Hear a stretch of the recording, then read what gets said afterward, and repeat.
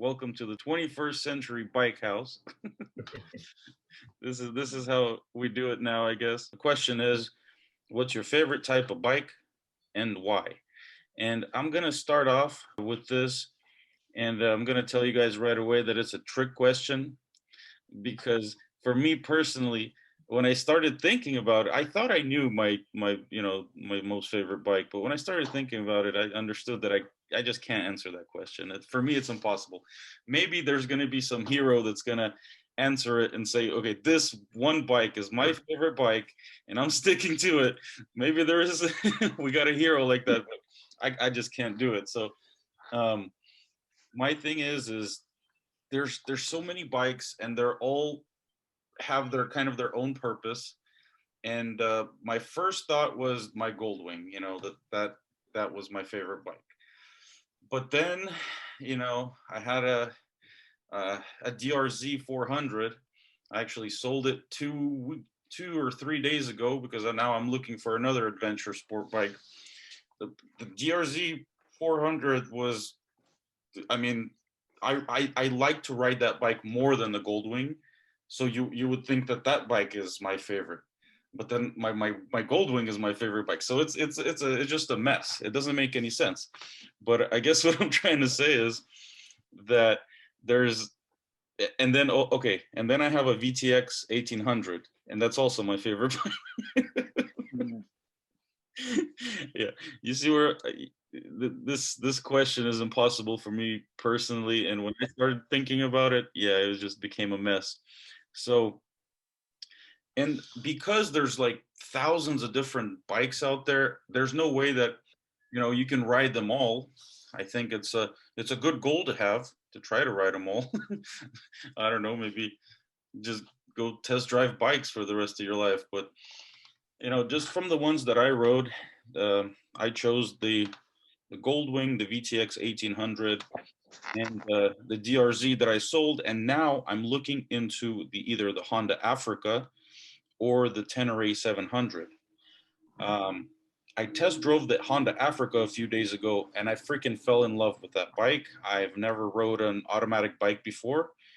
To me, that was kind of crazy, but I got used to it real quick, and because I'm a lazy person, just my being is just very lazy, and just being able to twist the throttle and go good real fast, and it shifts when you like when I would shift. I don't know how it does that, but it does it. So to tell you the truth, before I drove that Africa Twin, all those other bikes were my favorite bikes. Now I'm kind of thinking that that's my favorite bike. But again, if I'm going to go on a long trip cross country, it's the Goldwing. I mean, that's so basically my favorite bike depends on what I'm doing at a certain period of time. Um, Whether it's going cross country or ripping it up somewhere in the mountains. You can't. Well, I guess you could do it on a Goldwing. I've seen people do it on a Goldwing, but you might break a leg if you drop it on yourself. But so I'm leaning right now towards the Honda Africa Twin. I test drove the 2021 Adventure Sport model DCT, which is the automatic, and it's a comfortable bike. I could tell I could ride it for hours. It has a very comfortable seat. It's yeah, I I might go ahead and pull the trigger on that one, but I still haven't drove the Tenere 700, which a lot of people are talking about, and I need to go test drive that one. That's it for me. Whoever wants to go next, just raise your hand, and we will. Okay, Kevin's went up first, so let's do Mr. Kevin. Hey, yeah, so I'm with you. I can't, it's when I was thinking about it myself, I had such a hard time trying to think of one bike that checked all the boxes that, I would want as the style of riding that I do, right? So, um I don't know. I don't know about you guys. I have two bikes. So, I got two bikes. I have two different kinds of bikes. I have a Yamaha MT-07 or FZ-07, and I have a Suzuki GSXR 750. Um, and because most of the type of riding that I do is either commuting or going to the canyons, which I do quite a bit. I actually got back from today up in Azusa, which you might know about. And for me, I'll tell you this: both bikes, I love them, but both bikes have their weaknesses and both bikes have their strengths. It's kind of hard to choose one or the other, also because they're my babies. You know, you can't choose between your babies. So I was going to go with something that might have been different, but had characteristics of both of those bikes. So, for example, the GSXR has really, really great suspension. You know, track oriented, which I like, especially when I do a lot of sport riding. And then the MT-07 has a lot of low end torque, which is great for commuting around town. And I also love that. And it's also really, really nimble. It's almost the weight of a, 400cc beginner bike. And so you could ride that thing anywhere. And even today, I rode it with my sport bike buddies, and it can hang with anybody. I can cruise on it. I can go to the twisties on it. I can go to work on it. And do whatever you want. But you could also do that with GSXR. It's just hard to choose. So I was thinking, to cut to the chase, I think something like a in between a 2-cylinder and a 4-cylinder, maybe like a triple, maybe like a Triumph Street Triple or something, like an RS, something with track oriented suspension, but comfortable so that you can get to the twisties in comfort. You can go a long day riding in the twisties, and then you can come home after you're kind of sore and still have a comfy ride home. I was thinking that would be a good choice for me. I don't know though. It's kind of hard to choose. I think that's it for me. Okay. Thank you very much, Kevin. I appreciate that speech. Now we have Christopher raising his hand. Christopher, I'm going to ask to unmute. Or, okay, we're already unmuted. We're ready to go. All right. I started out riding actually with a 1400 Suzuki, an Intruder, and what I really loved about that bike was it wasn't chain driven. It had an axle, excuse me, drive shaft, Mhm. and it was just you twist the handle and off you go. There was no lag. It was just really low maintenance. Love that. I do a lot of highway driving, especially interstate, to visit my kids between New Mexico and Arizona. And there's a lot of trucks, a lot of big trucks on the road, and the crosswinds. And the Suzuki, even though it had a 1400, it was kind of light.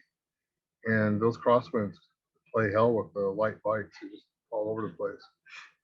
So the bike I'm currently riding is a Kawasaki Vulcan 1800, and it is significantly heavier, and she's rock solid on the highway. So since I do a lot of highway driving, I don't do any off-road driving. That's kind of what I need right now. But I was looking at the Honda Africa, and I'm looking at that going, we just did some off-roading this weekend, not on bikes, but in trucks. And I'm looking at that bike going, hey, that looks looking kind of interesting. So I think your favorite bike really depends on what you need at the time. Uh, I love my highway bike, my Vulcan. Is heavy and steady and got lots and lots of power. Go uphill, no problem. Doesn't even slow down. So, but that's where I'm at. I just have the one bike. Although I'm looking at this Africa now. So, thank you for that. I think that's becoming a very popular bike. I mean it's kind of the only automatic bike in its class, and Yeah. I mean I kind of was offish about it until I test drove it. I'm telling you that it's Yeah. nice. It's nice. It's So, thinking about doing some trail riding, but obviously I can't do that with my street bike, my highway bike, because she sits kind of low, and I've gone over a couple of bumps, and it's scrapes on the bottom on the frame. So no, I need an adventure bike like that to do the off road stuff. So that's just, why I'm just looking at it now. just today I was riding on my VTX and I realized how freaking low that bike is. There was a little speed bump and I was just passing a car that they were stopped, and I scraped. I actually need to go check that out. I scraped her, and I hit the bottom of the oil pan. I don't even know if that VTX has a cover, something covering the oil pan. I'll have to go look at that. But if somebody is ready to go, somebody else. Okay, we had Mr. Is it which one is this? John. John. John Smart. There we go. Okay, you already unmuted yourself. Okay, perfect. Okay, so I have I have 4 bikes. I've got a Panigale V2 Ducati. I bought that because I like the way Ducatis do what they do and how they do it. It's an exotic, and I love that for, getting in the twisties, carving canyons, and also it's a status symbol for me. But I don't ride it much because I'm 53 and I'm overweight, so I don't do a whole lot of riding with it. My favorite bike is a 2018 Harley Street Glide. That's the one I ride all over the place. I'm actually in the American Legion, so we do a lot of riding on the motorcycles. But it's got the saddlebags, it's got XM radio, it's got cruise control, ABS. It's got a lot of power. Nothing like a street bike, not like a crotch rocket, but it's great for everything I do. I've taken it on trips up to 2,500 miles long. It's very comfortable, and it's actually very reliable. I've got 20,000 miles on it, never had a problem with it. And then when it comes to oil changes, you just need a handful of tools and you can get it done in less than an hour. So that's my favorite bike. Nice. Thank you very much for that, for sharing that. Let's who else wants to go? Let's unmute. Ask to unmute George. Okay, I'm in. Here we go. I guess. You guys hear me okay? Yes. All right, great. Yeah. So anyway, my name is George Perlstein. I'm a 72-year-old retiree living in Brooklyn, New York. And I've really been riding since 2005. I had a couple of little baby bikes back in 1970 and 90, a Bridgestone 90 and a Honda 160. Had them for about a year and then got away from it. First bike that I got was a brand new 05, leftover 05 Sportster. And that's just a fun little, it's just a fun little machine. I had a lot of fun with it. Great, whipping around the streets of New York City. It was actually not too bad, going out for rides, a couple of 100 miles up to Albany and past.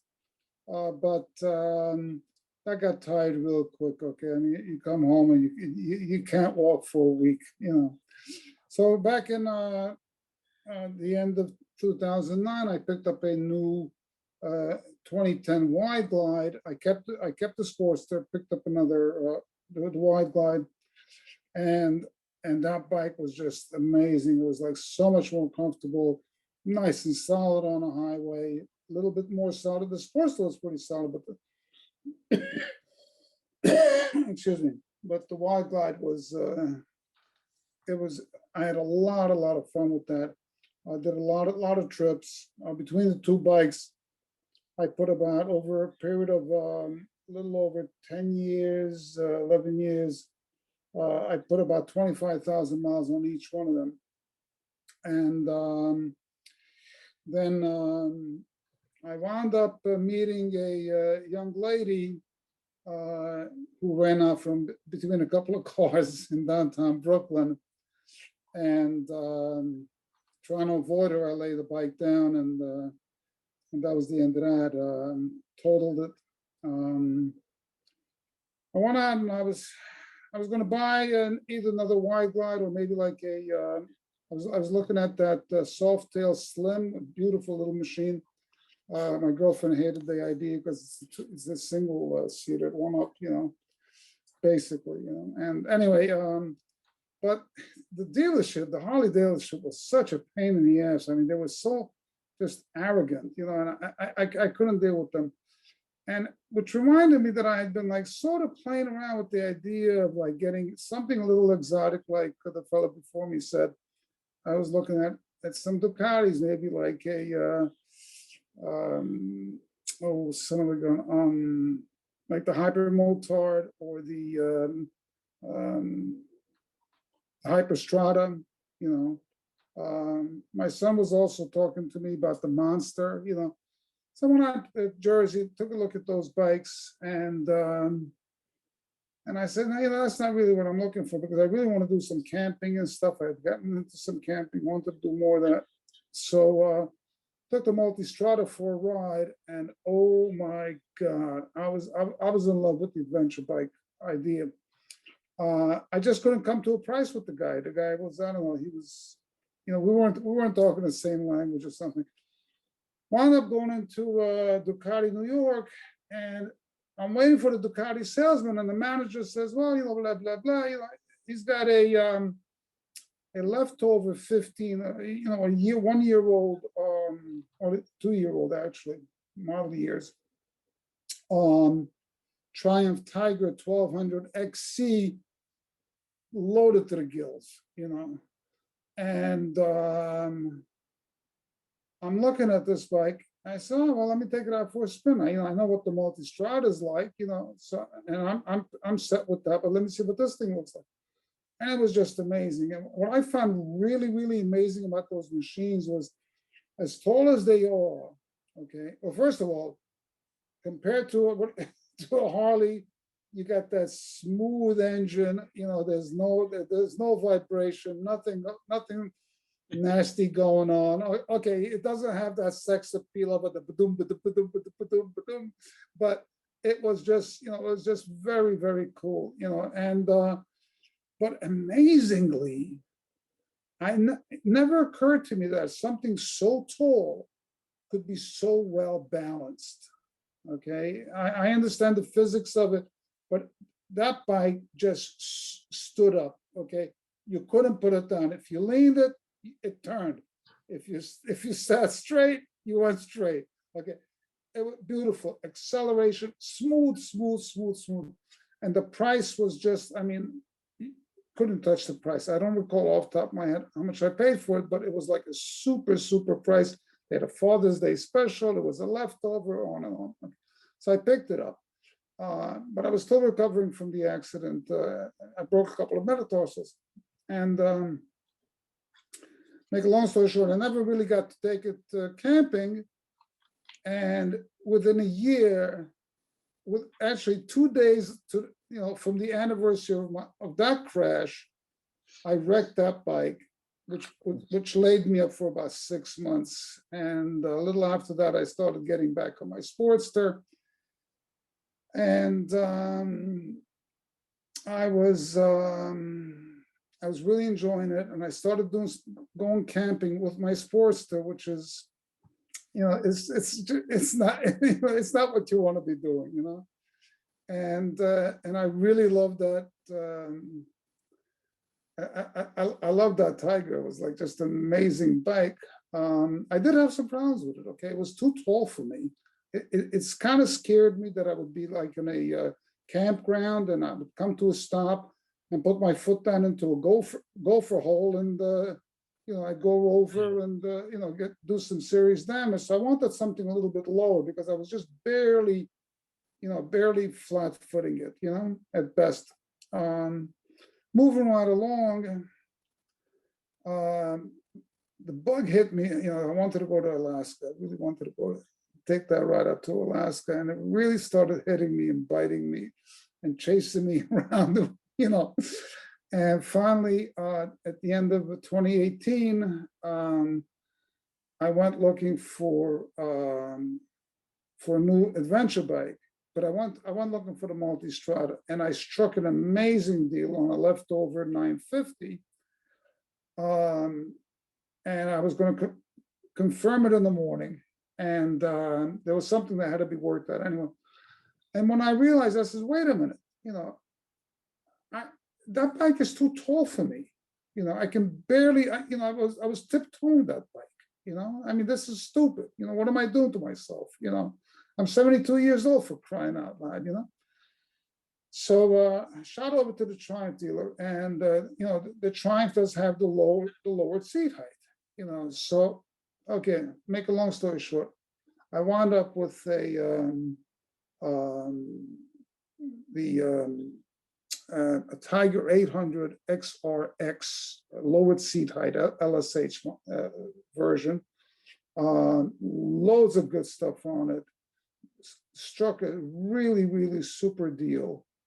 And I took delivery of it beginning of January of 19. Got myself together, you know, started to like really ride it. I went on a bunch of camping trips. And in May, I took off for Alaska, and I did a lot of stuff to it. I'm a little bit of I'm a technician, lifelong electronics, you know, mechanical type of heavy duty mechanic kind of a guy. And so I did some electrical stuff to it. I added this, I added that. I put an automatic oil change, which I really highly recommend. Okay. I mean, I at this point, I have like 17,000 miles on that chain. And it's like, it's got the perfect, you know, slack to it. You know what I mean? So, You know, so it's just, is that your favorite bike? The oh, the Tiger. hands down, hands down. Tiger. I still love my sports stuff. Okay. But when I go for a ride, I'm thinking Tiger. I'm thinking Tiger 800, you know, and I love it. And it's, I keep adding goodies to it, and you know, Sounds good. Let's have somebody else talk about what they. Let's go with James. James, unmute. okay. Thank you very much. Thank you very much. Okay. How is? My name's James. I'm actually a motorcycle mechanic by trade, so I know nearly every bike you've spoken about. As the last fellow was saying, he was looking at multistradas and stuff. The problem is with them is that I'm quite a short fella. I'm only 5'10", so when I was working in the dealership, it was hilarious watching me get onto adventure bikes, take for the test drives. I'm more of a Harley man. I wasn't up until recently, but I had sport bikes. I had Triumph Daytonas. I had ZZR 1100s, Kawasaki's. But the problem with sports bikes is long trips, your wrists are killing you, your shoulders are killing you, and your neck is killing you from trying to look at the cars ahead of you.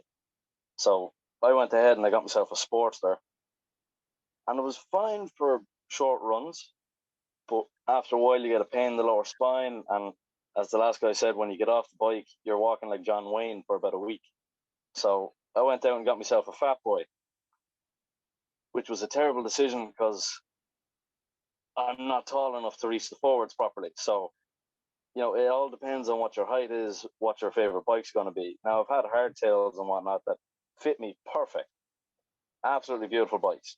But it also depends on what you're using them for.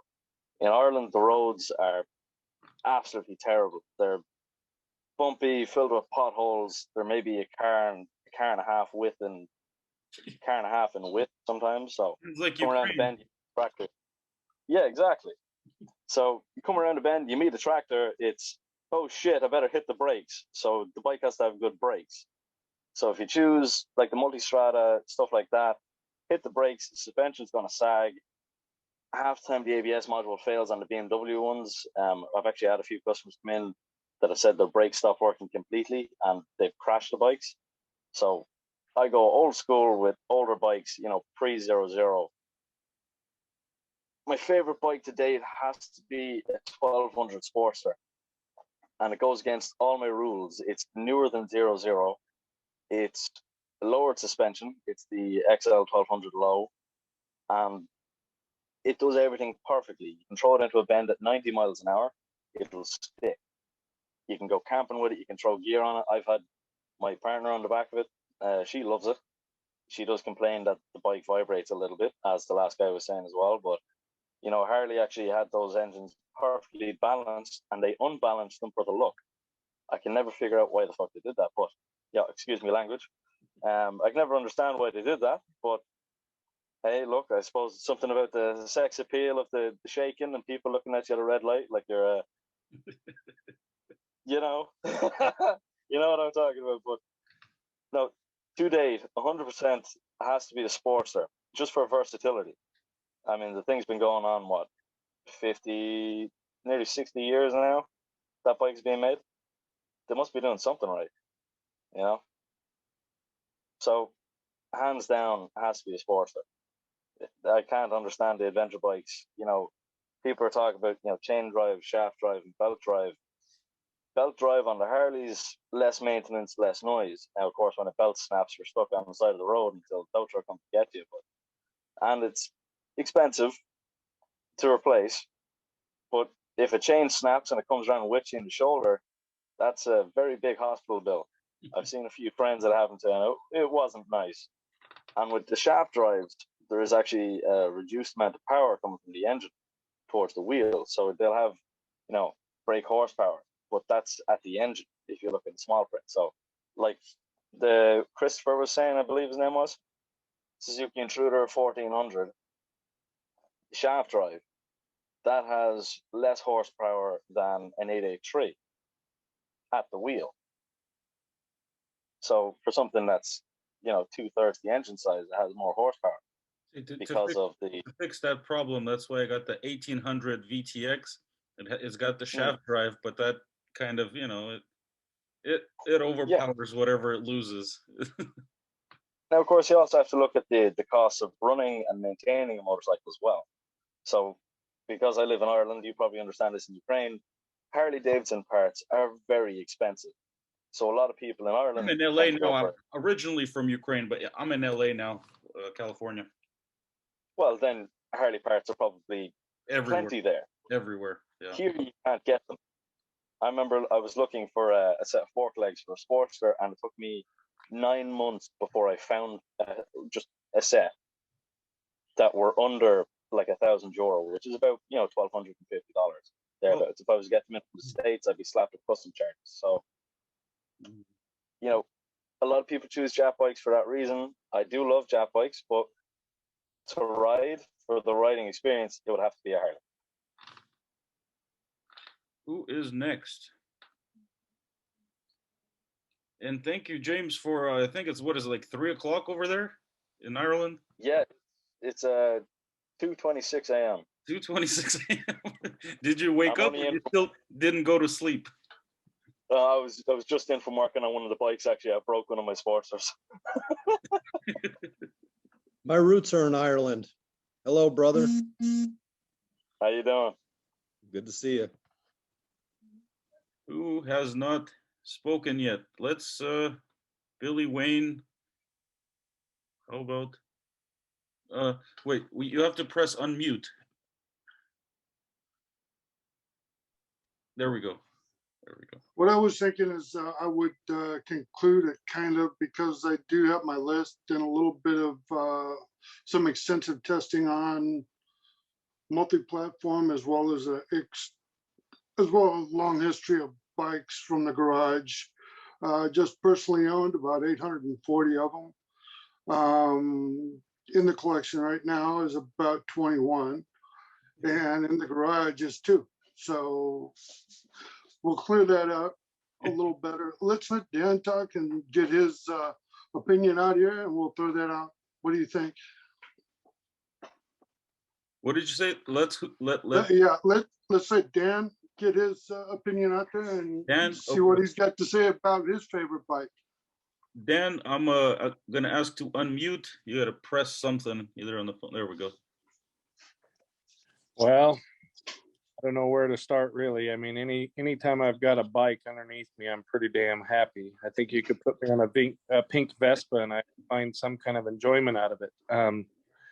What I'm currently on right now, I run a veterans nonprofit here in the Pacific Northwest. And so what I look for is reliability, ease of working on, and so on and so forth. So I've chose a BMW R1200 GS Adventure because, well, it's a tried and true platform. It's been around. I mean, it's the most sought after adventure bike probably.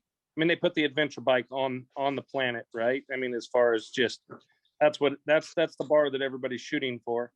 I chose to go with an old oil head because of reliability and maintenance issues and things like that. My bike is a garage find, or a barn find, as we call it. I bought it 2 years ago.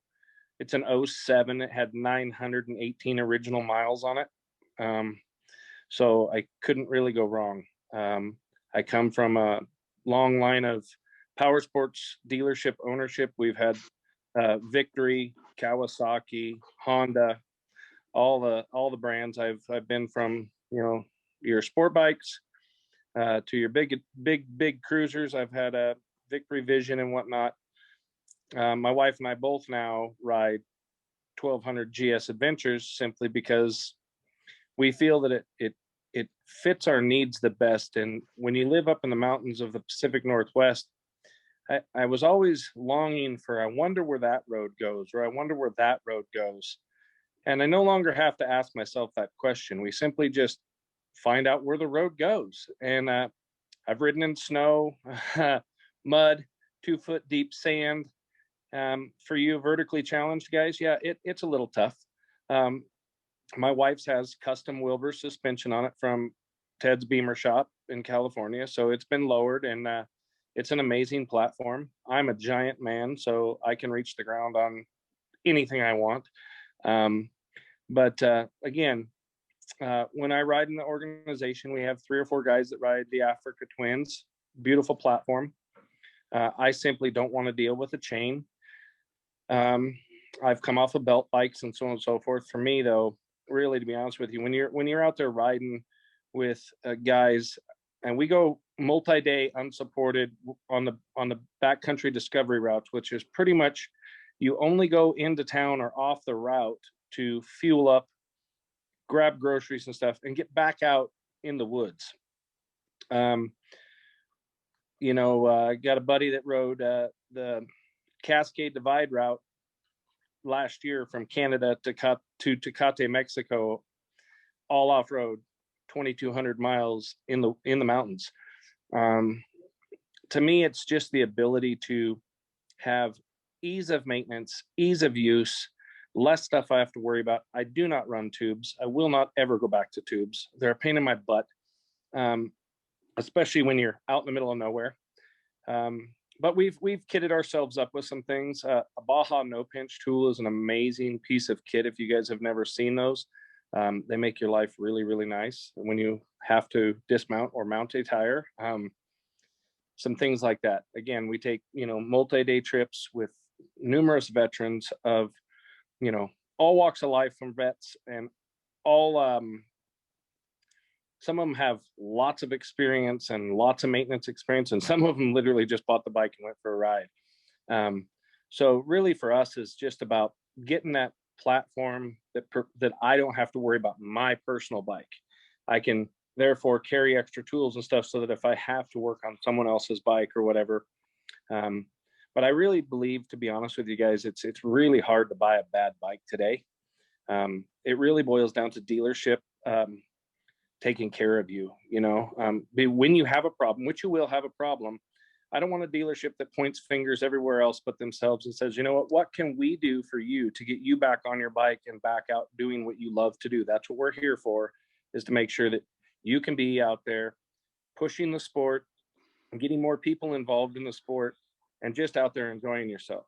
I went for a ride today, 220 some miles. I rode my GSA. I rode with a 1290 Super Adventure. Amazing bike. Really complicated bike. It's a crazy platform, but it's got 160 horsepower. It's fun to twist the throttle on.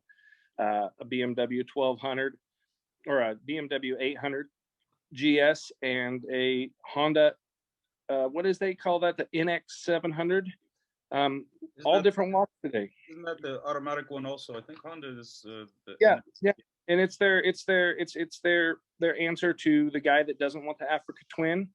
It was a woman rider today. Great little bike, really well put together bike. Some of the things that would turn me off of it, of course, would be the cast wheels and things like that. It's a little scary off-road, because if you do hit a rock, I mean, you could risk breaking your wheel, where a spoke wheel, you take a hammer to it, beat on it a little bit if you need be. My BMW, because I am a big person, I ride double up almost everywhere, has Woody's spokes on it and things like that to beef up my wheel and stuff. But all in all, I really enjoy the sport. I've been riding for a long time. If it's been done on a motorcycle, I think I've done it. It's pretty crazy. But for me, it's about getting like-minded people together out there, showing them their potential on their motorcycle and making them familiar with their platform, doing skills days and things like that to get them more familiar with how they can achieve these simple goals by implementing the basic principles of motorcycling and understanding the platform that's underneath them and what they're capable of doing with that motorcycle. And then just watching them facilitate those things and grow and learn and be part of the motorcycle community. And it's just an amazing opportunity, what we live in today, to be part of these Zoom meetings and sharing this knowledge and being able to grow not only our own knowledge, but other people's knowledge of what works, what hasn't worked, and where people have found little minute tweaks here and there that we can take back to our own little home garage and make those little minute changes. Or maybe somebody found a new a simpler way of describing something that we would do on a motorcycle that we've never thought of before, because we have this network now that's able to get us all involved and go, wow, I want to try that. I really want to check that out. Or, wow, that was a really simple fix that I just never heard of or never thought of before. So for me, it's just about being familiar with the platform you're on and what works for you the best. And then, there's a perfect tool for every job, right? Don't buy a crescent wrench for a hammer. So I'm not a fan. There's a lot of guys that are riding these dual sports now. And to me, that's a great way of saying it's not a good street bike and it's not a very good dirt bike. But again, it's a good price point for somebody to get their feet wet, maybe on a KLR or DR 650. That platform's been around a long time. They're making some changes to it, making it better. And hell, for $6,000, a guy can be out in the woods, kitted up and just riding. One of my biggest things would say for you guys that are getting into the adventure market and trying to ride the adventure bike, there's two ways of thinking on it. We run with Giant Loop, is a great maker of soft bags. And if you're going to ride fairly hardcore off-road stuff, you really want to get rid of your hard bags on that, because if you do tip over and you get your leg in the way, your hard bag is going to break your leg. Where a soft bag, yeah, it's going to trap you, but it's not going to put you in a predicament where you're using your in reach. And where I live 230 miles to the nearest hospital, a good hospital. So Life Flight's coming to get you, and that's expensive. So always having your somebody with comms, your in reach if you're in the United States is a very intricate piece of kit that I believe that anybody that's going off road or on a trip where you just don't have cell phone service is an absolute must. And then each one of our guys that guides for us is mandatory to go through training for stop the bleed and how to put a tourniquet and how to splint. And we all ride with that specific motorcycle kit to combat what we would see on a motorcycle, maybe a stick through a boot or a stick into the leg. You get stuck in your carotid artery in your neck or your armpit or in your thigh, you got 3 minutes, you're dead. So we've got a great guy who's a retired SF guy that rides with us. He's put together a phenomenal training program and a phenomenal motorcycle specific kit. That guy is on Instagram and Facebook, and his kit is his first aid saves lives. He's not going to sell you a kit that's a bunch of crazy stuff you don't need. It's very specific for what you're going to come across in the motorcycle community and what you're going to see in 95% of your wrecks. So you're going to get a kit, and if you want to take one of his classes, you're going to get that specific training to what you will possibly see that could possibly save you or your buddy's life by having these specific things. And that's what we really work for the most is not what bike you're riding, but what kit you're carrying, and are you proficient, and do you have the comms to get you out of the trouble that you hopefully never have to see or use, but thank God you have it if you need it. So that's where we're at with it. But right now we're riding GSAs, and I see no desire to switch off a big old German-made, beautiful piece of equipment. Very good speech. And Thank yeah, so before we have Billy Wayne, let me just kind of talk about, yeah, you mentioned these Zoom meetings and sharing information. You know what, in our fast-paced world, this is a really good tool, because instead of making the mistakes yourself, you can find people who have made the mistakes, and that just makes it just saves a lot of time, so you don't have to basically for make a lot of hard work, right? yeah.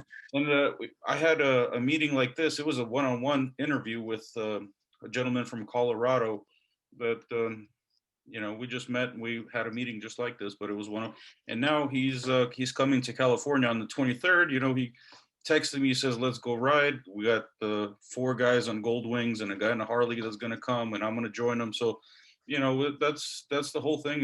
It's really good that we have this internet technology that, some people say it's causing problems. It's how you use it. It's how you use it. If you use it right, you can do a lot of interesting things with it. As far as this here, after it's posted, I'll make sure that Victoria somehow tags everybody, so everybody can mingle and talk to each other later, become friends. If somebody goes here or there, they can ride together.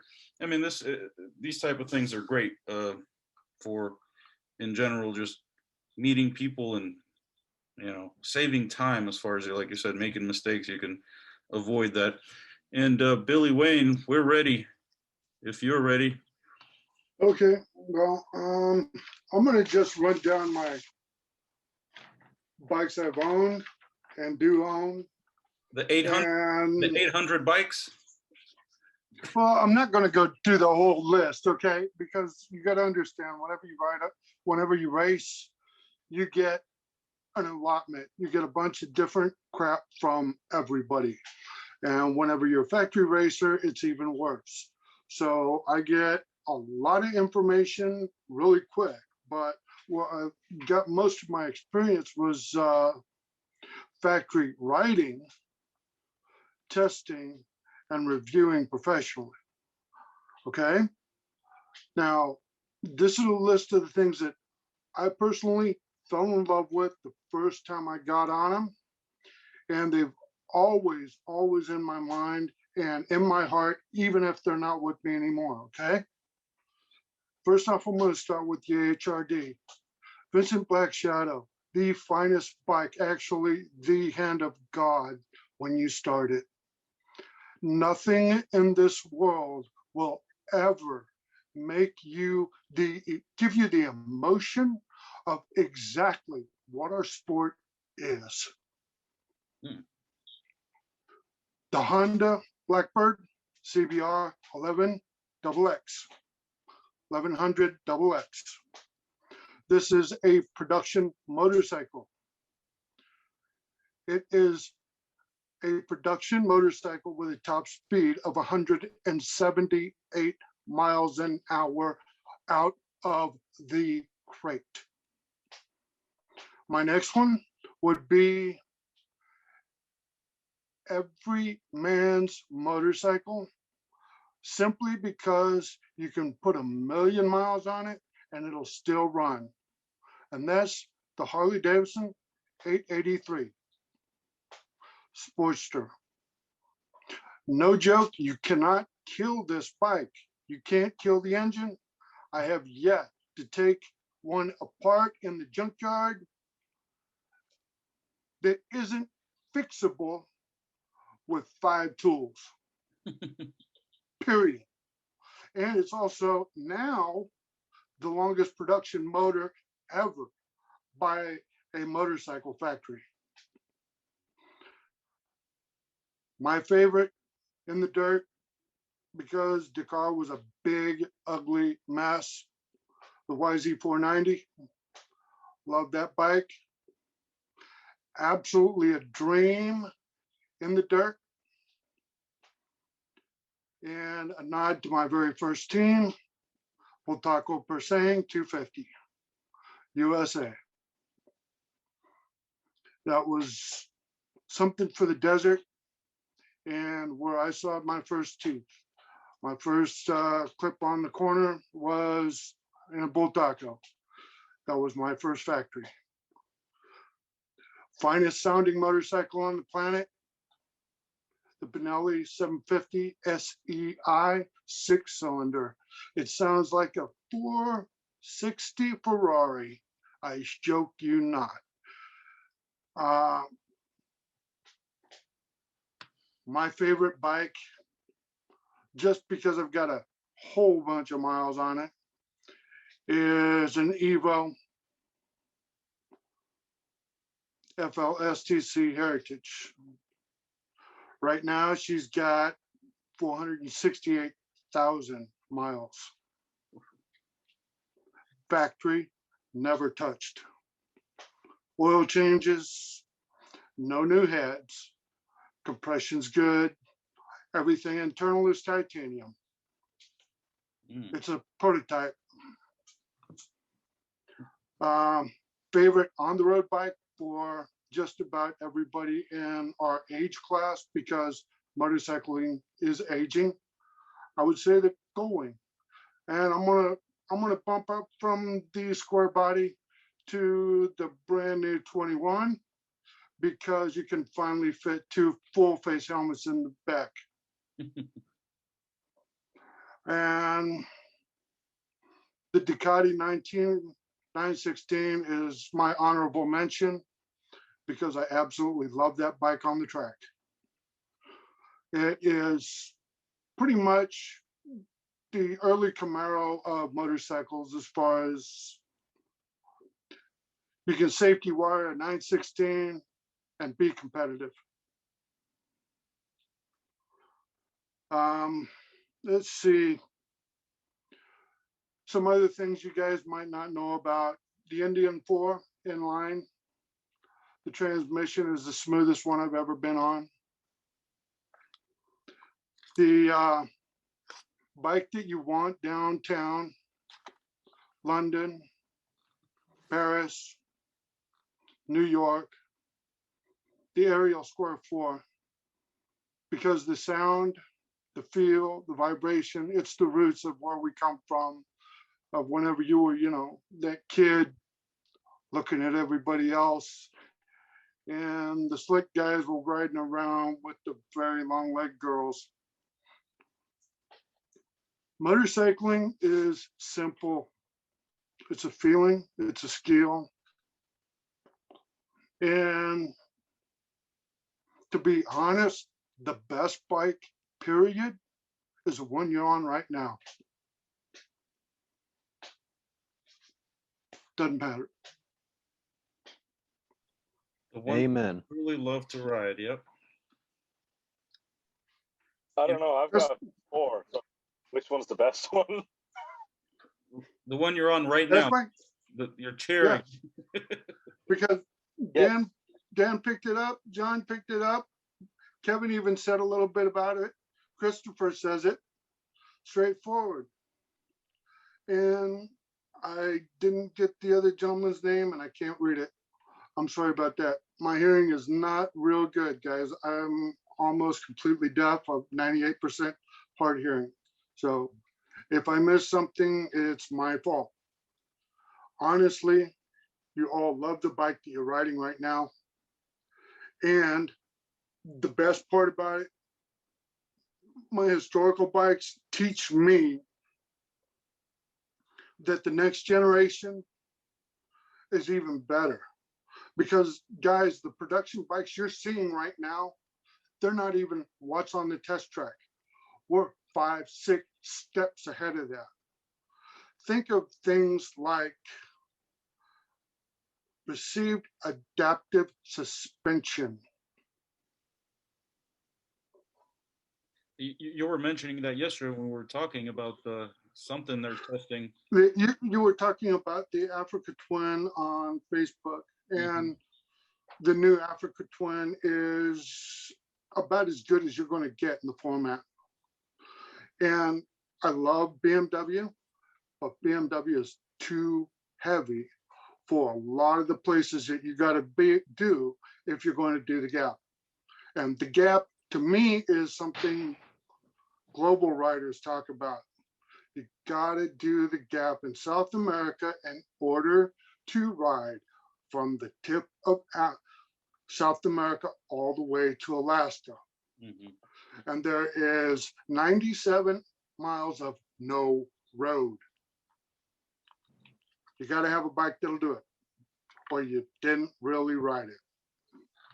Mr. Billy Wayne, you are my go-to now for motorcycle questions. Okay, you see, we've had we already have, let's see, two people on this panel that were on other panels also, and you know I keep learning new things about these people every time, and it's it's very interesting, and yeah, it's just a great thing. So well, I guess on this panel, by the way, we have a lot more. Last panel was about death, and there was four guys. We talked about death. That was it's a very interesting video. You guys should watch it. It's a very interesting video. We couldn't get anybody to join because nobody wanted to speak about it, but four people did join, and it came out good. And Billy Wayne was one of the speakers. I want Billy Wayne to get me on an RC 211V. I could die a happy man if I could get on an RC 211V just one time. That would Just that to hear would. it start is worth it. Oh, I know. I mean, that is a feat of engineering that is absolutely top notch, right? I mean that is just a work of pure art. I would love to just be around one of those bikes just one time in my life. Well, I stuck with what I call production motorcycles. Now, understand that most of the stuff that I talk about as production motorcycles were icon motorcycles. They were short-lived. There were very few of them made. They were very expensive, or you had to know somebody to buy one. And I'm not talking about the HRD Vincent. People just didn't understand what the bike was when it came out. And it truly is. I would say, from my heart, that is the hand of God. I'm gonna have to rewatch this and Google some of the bikes. I have no idea what they are, so I'm gonna have to learn about That's that. kind of what I've been doing. So.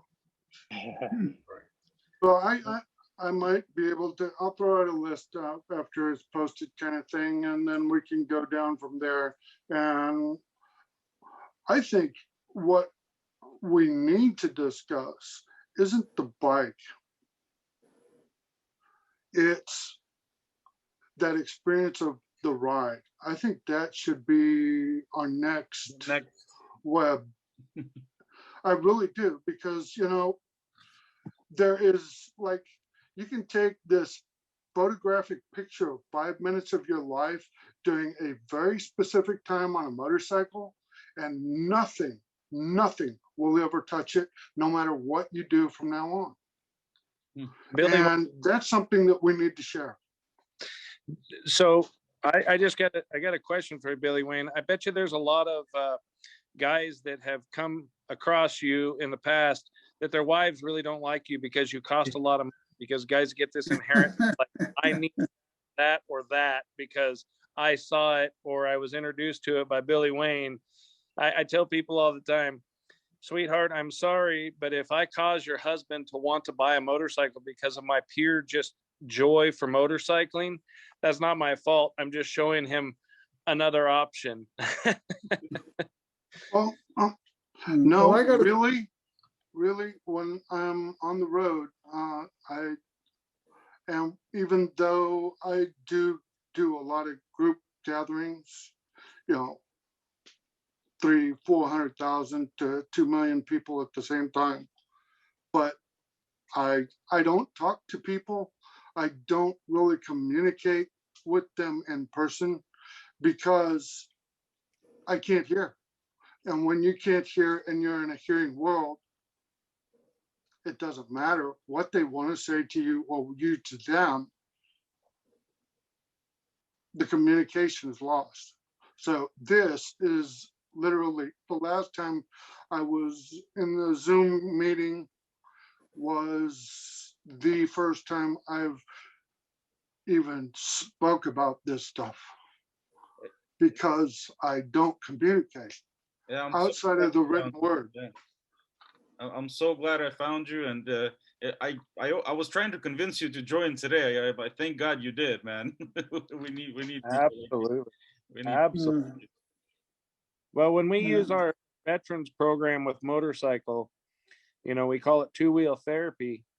And the nice thing about a motorcycle is all you've got is essentially that 50 feet to your front wheel. You can't think about the bills at home, what's going right, what's going wrong. All you got is you and that bike 50 feet in front of you to the front wheel.